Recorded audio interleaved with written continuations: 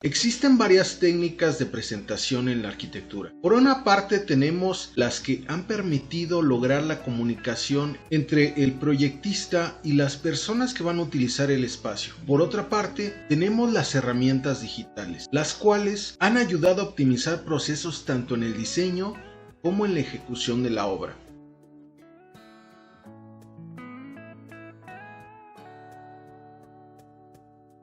Comenzando por las pinturas rupestres.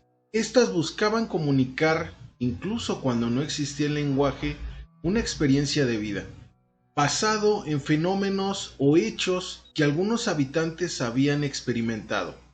A partir de ello, a través de elementos gráficos buscaban comunicar estas experiencias. Es decir, puedes atacar a tal animal de esta manera, si sales, si te expones, este animal te puede atacar. Tienes que defenderte de esta manera, tienes que tomar tu arma de esta manera para atacar al animal, etc. Aún no estaba familiarizado el tema de la arquitectura, pero ya existía un lenguaje que iba más allá del verbal. Posteriormente comenzaron a haber diferentes manifestaciones que complementaron la ejecución de un proyecto arquitectónico. Y en esta parte quiero constatar que han existido 3 revoluciones sustanciales para la vida del hombre, comenzando por la revolución agrícola, aquella en la que el hombre dejó de ser nómada para convertirse en sedentario, y a partir de ello se asentaron las primeras ciudades. Y comenzamos a ver los primeros edificios en Mesopotamia. En estas ciudades ya existían expresiones que comunicaban arquitectura.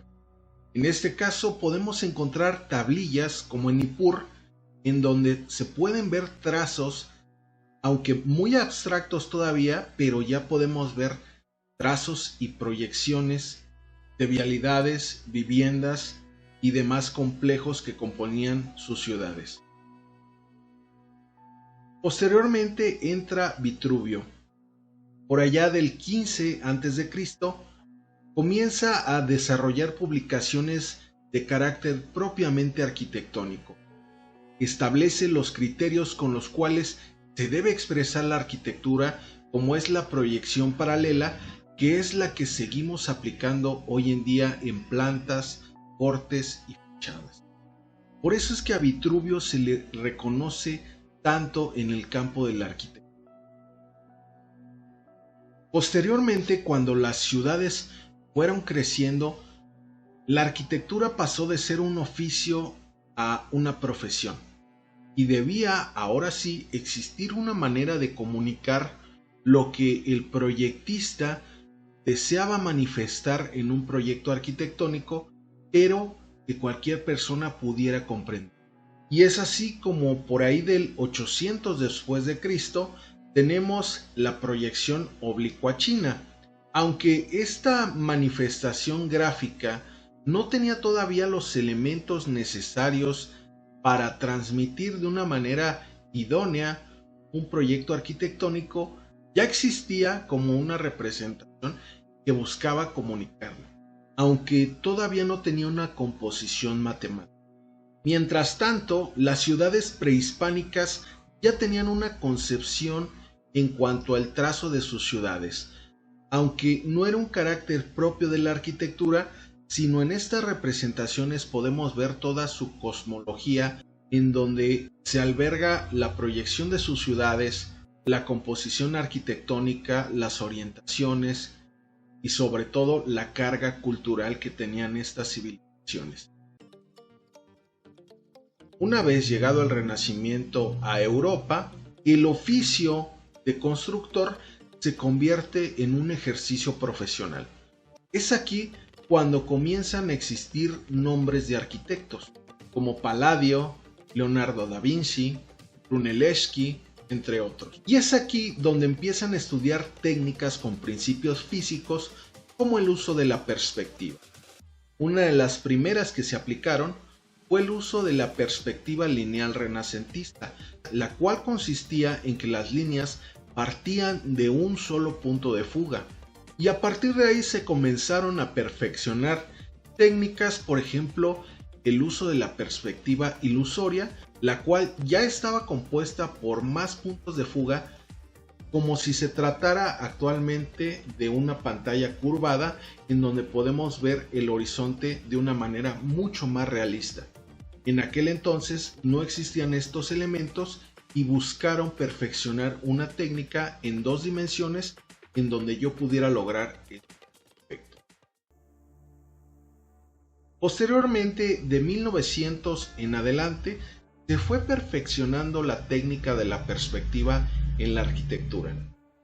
Anteriormente, estas expresiones se acercaban mucho más al arte. Todo aquel arquitecto que no tuviera la capacidad de generar estas expresiones artísticas no podía manifestar lo que quería transmitir. Era completamente necesario ser un artista con talento para ser arquitecto. Posteriormente se fue perfeccionando el uso de la perspectiva ya aplicada de manera objetiva a la arquitectura. El uso de pinceles, plumones, acuarelas, todo esto se fue complementando y se fue enriqueciendo durante el siglo XX. Esta era una forma efectiva de transmitir a los usuarios y los clientes lo que el arquitecto quería evocar.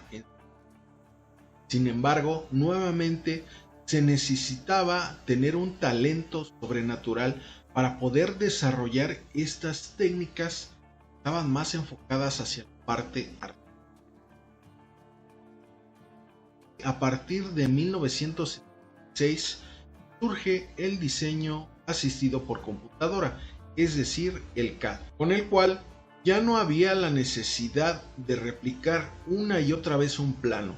La ventaja que tenía AutoCAD primero era que se podían homologar los criterios de un plano: el tamaño de la letra, el espesor de la línea, la representación correcta de algún elemento, y posteriormente era la capacidad que tenían estos planos de no generarse nuevamente desde cero. Es decir, si algún plano tenía un error, simplemente había que hacer esa corrección en el plano digital y volver a imprimirlo. Lo que anteriormente se hacía era repetir por completo este.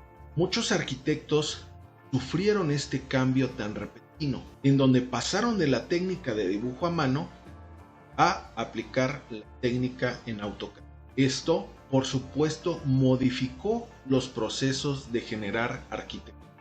Posteriormente, se necesitaba una nueva herramienta con la cual no solo se pudiera hacer una representación gráfica en 2 dimensiones. Es de ahí que surge el modelado tridimensional, con el cual se podía visualizar de manera digital previamente cuál iba a ser la composición del proyecto final, y con ello percibir todos los detalles que no era capaz de alcanzar a ver un plano en 2 dimensiones.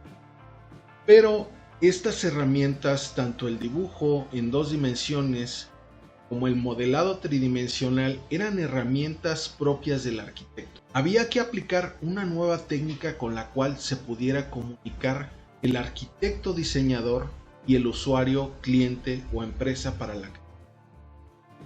Es por ello que a partir de que se generó el modelado tridimensional, también se fue complementando posteriormente con el fotorrealismo, es decir, generar ambientaciones virtuales con mobiliario, texturas, materiales, colores, formas, entornos que ayudaban a asemejar mucho más la realidad de lo que hacía una perspectiva a mano. Ya no se requería una habilidad artística para generar estos conceptos.